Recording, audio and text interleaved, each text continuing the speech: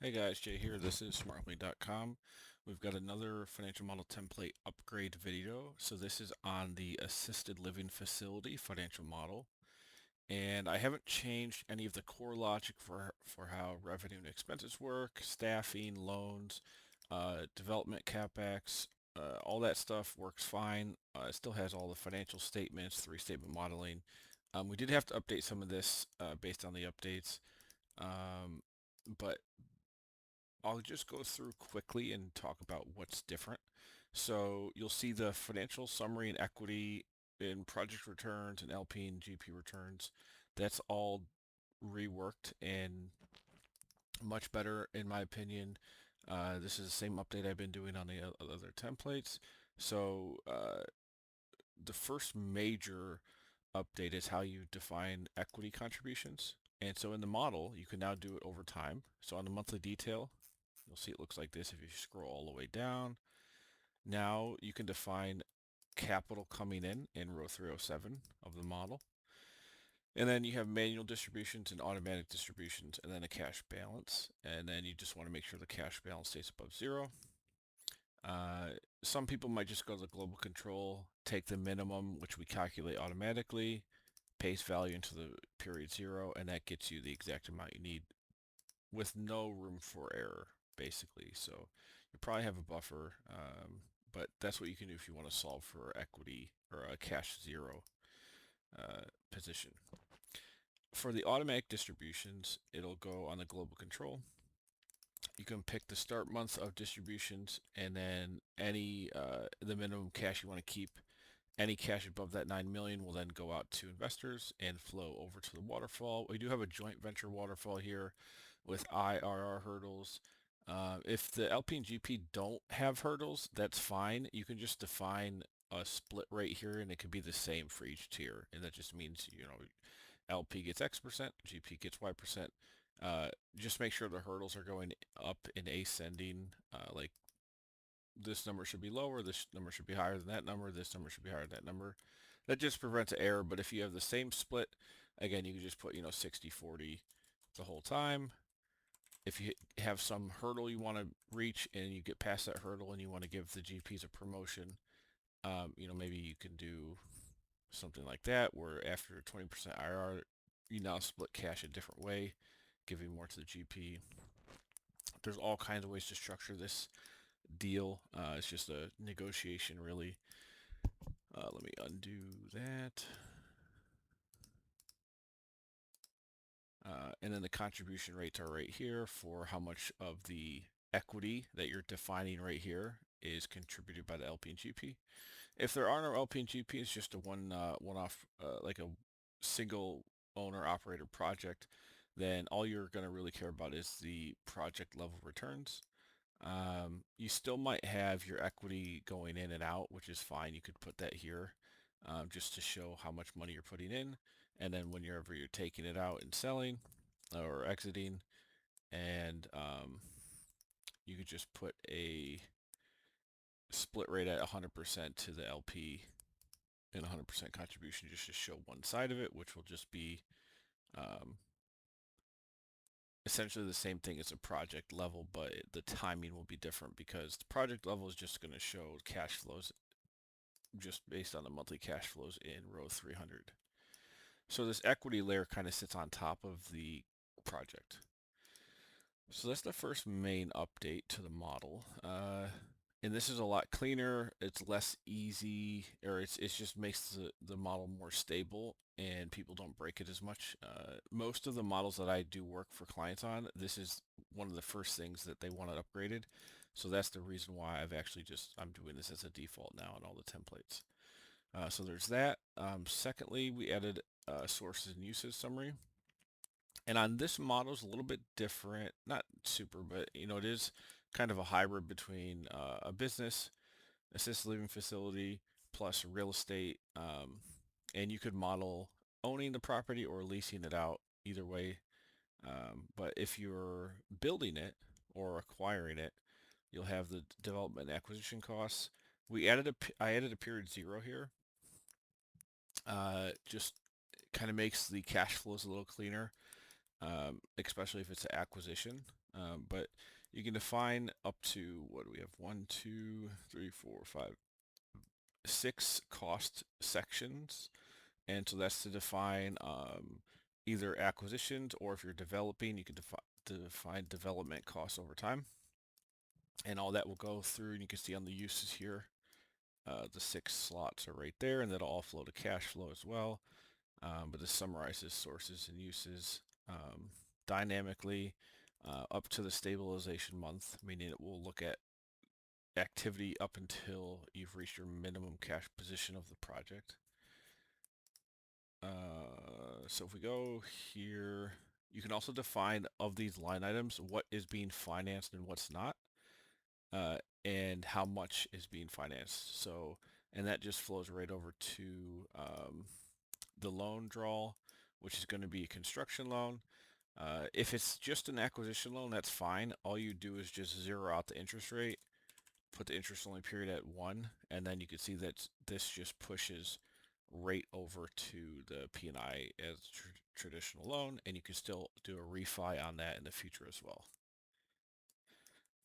So it can work as a development loan where you're paying interest and then switching over to traditional term loan at the end of the construction period, or you could do it like this and just have it be, basically you're avoiding the development loan and just going straight to a regular P&I loan with terms.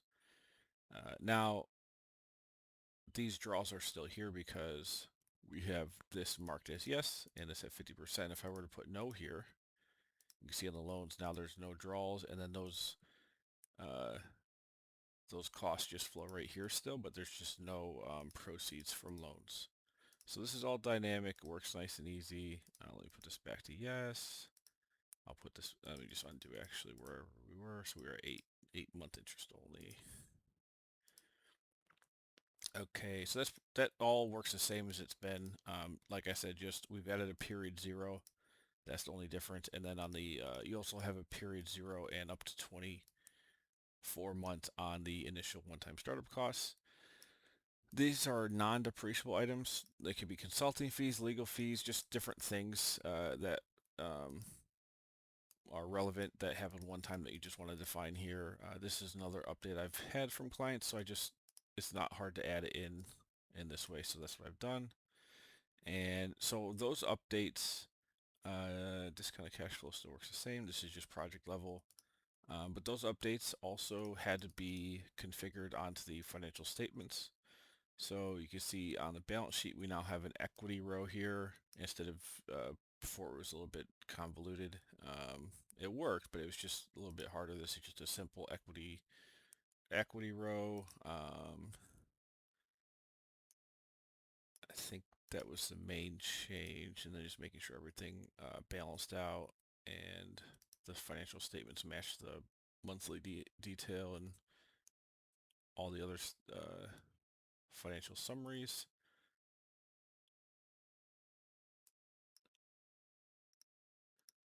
So yeah, I've had, this is probably, I don't know, I'd say a top 10 template that people have used.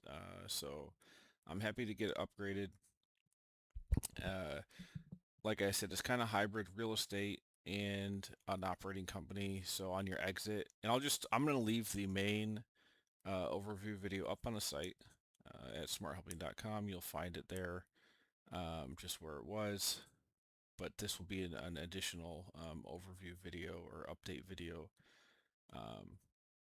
because you're going to want to know what's different from the original. But the core still works the same for revenue and expenses and all that. On the exit, like I said, this is hybrid, so you could have a sale, entering proceeds from sale building here on the depreciation and sale, as well as have a multiple of trailing 12-month EBITDA. Now, if you're renting, you'll have this, but you might not have a sale of a building, and also if you're renting, you might not have any of these costs. Now, if you acquired the business, though, you might have an upfront cost, or if you purchased the business, uh, you might want to model a cost here, but um, it could be 0 if you're just going to rent the building and run the business. that way, or maybe rent a building and install the infrastructure.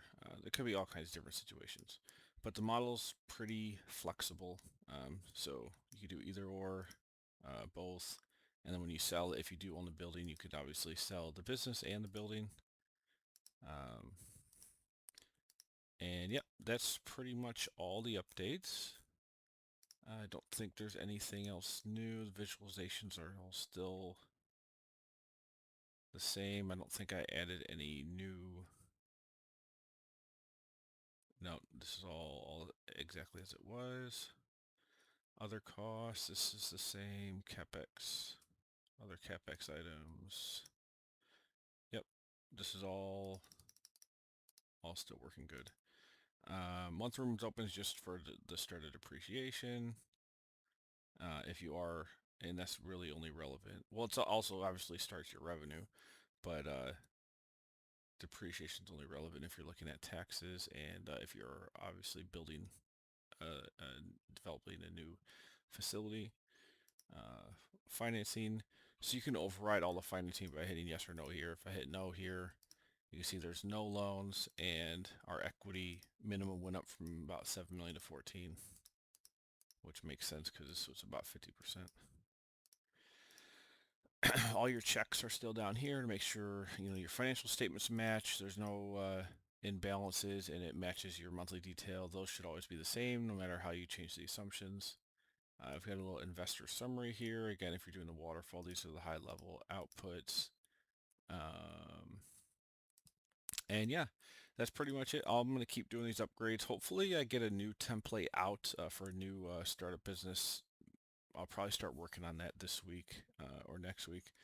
I have seen some client work pick up a little bit lately, so that's nice because it's been slow for the past few months, but I still think I've got a ton of value to offer people, and this type of financial modeling consultation is still valuable for founders and operators to come and talk to me about their business, plan, build a model for their own internal purposes, or if they want to, investors are asking to see see the numbers, and they can play with different scenarios. I did not add any sensitive or scenarios to this one, which I have been doing to many. I mean, I guess if I were to, I might add it later.